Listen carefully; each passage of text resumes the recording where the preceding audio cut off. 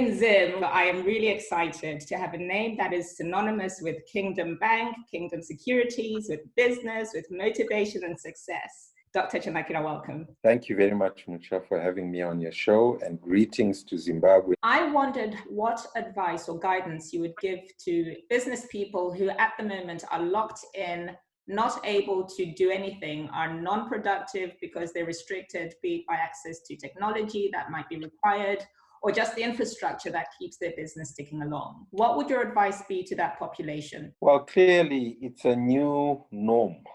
This is the new norm. This is the reality that life is unlikely to carry on as it was. And so the contingency plans have got to be pulled out and dusted up. And we certainly will need, better communication methodologies for a start. We need to see how we can ramp up production for our companies. We need that consciousness of how we take care of our most valuable asset, our people, and that involves staff. Are we giving them the therapy and the counseling that is required on the new circumstances? And then what support can we give them in terms of food, communication capabilities, and medicines, vitamin C, for example. We lose nothing by giving our employees access to, as much vitamin C as is possible. Mm-hmm. It's showing that we care as employers. Yes, I told all my staff, it would be great to have you here because, as you know, I am working and I will be working, given COVID thing and my involvement. But I gave them the option. Do you want to stay? Accommodation is available, at the work premises. Fortunately, my wife has to lodge, and so we could accommodate them. Sure. And most of them opted out and wanted to be with their families. Sure. That's understood. And so we let them go. The reality, though, is I have to keep funding them. Mm-hmm. It was payday. I paid them, before they left. And I've got to keep paying them and making sure that there is sustenance. Okay. But more importantly is, how do we rejig our own operations? Mm-hmm. The fortunate thing is I'm a success coach. I'm, like you, an investment banker. We have ecosystems that we can create for continuing to counsel our clients. We've got apps, fortunately, that we can distribute, for financial planning, which becomes useful. Those apps are available to other bankers, for them to carry on. Companies will need loans to take care of their operations. Mm-hmm. And new ventures will need to be formed. Literally at the back of your garden, you should be growing vegetables, to feed yourself because the supply chains have been disrupted. Sure. And so we've got to be thinking along those lines. I've got friends in the pharmaceutical arena. I happen to be a business lecturer at the university in the pharmacy department. I'm urging my students to look at things differently. This is an opportunity for us to be more innovative, more creative.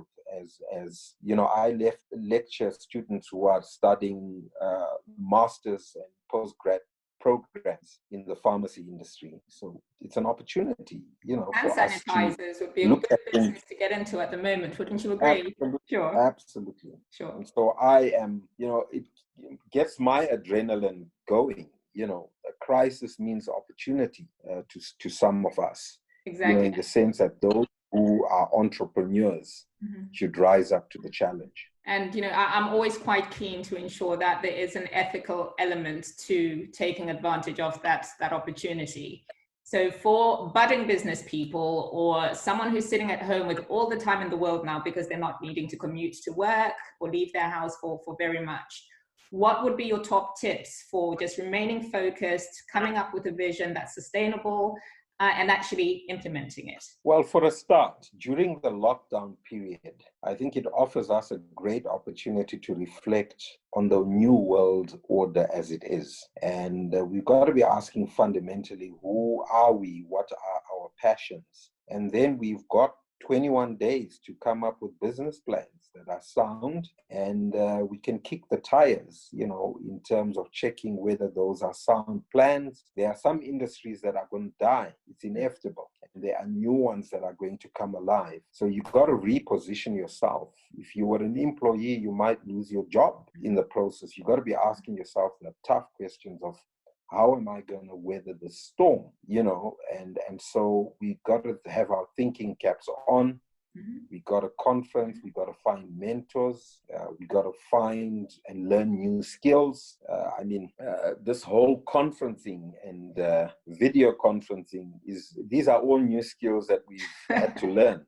I was very much a Zoom person, but when some guys who are using Microsoft Teams came on board, right. I had to learn a new way and a new methodology. Right.